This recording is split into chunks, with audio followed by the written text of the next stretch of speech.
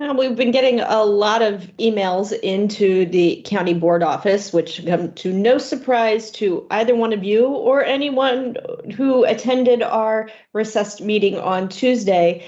And those emails are surrounding these Serrano apartments and the situation going on there. And we got an update from both staff and the manager, as well as from the AHC board. And then there was a rather lively discussion surrounding the opponents, but give me the kind of a breakdown of where the situation there stands right now and what the board has directed AHC to do in the coming weeks and months. Well, we have said that the conditions, the living conditions at the Serrano are not acceptable, and they need to change. And so we're focusing, we're trying to make sure that we're focusing AHC's full attention and resources, as well as our county government's full attention and resources, to correct short term so that our neighbors live in a safe and habitable place. And so that's that we had two parts to our conversation. One was about those conditions, and that was by far the bulk of the conversation. And we also had a part of our conversation on a finance agreement, which we were in the position of having to take action on.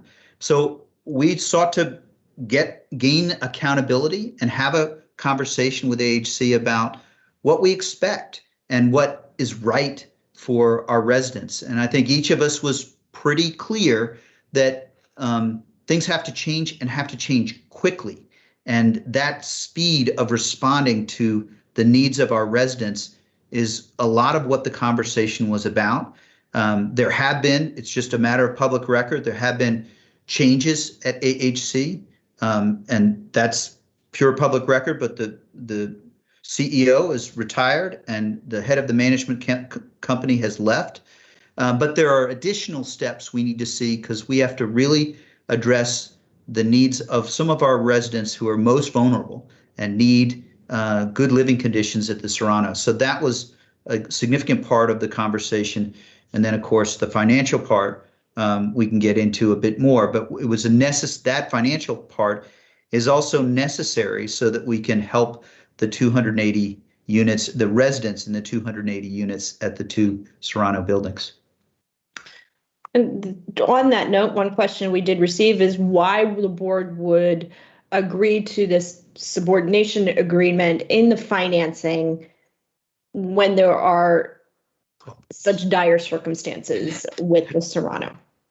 And, one of the hardest things is that we're often dealing with nuance when, for many people, things are black and white. And it is certainly black and white that the way people are living at the Serrano is unacceptable and needs to be fixed.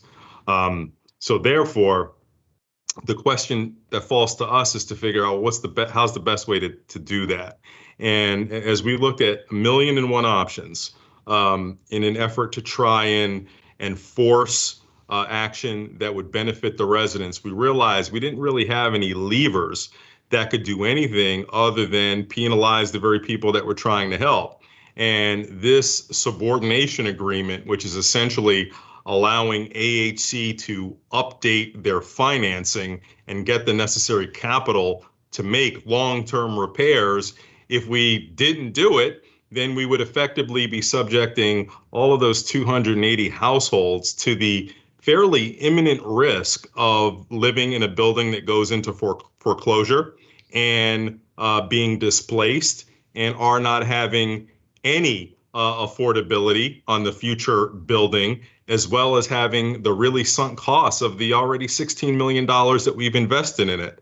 So none of those were good options at all. And in effect, by updating this agreement, we were able to negotiate some very clear actionable steps from AHC on how they're going to handle the Serrano moving forward. And we've made it possible for there to be the capital resources for them to make the long-term repairs.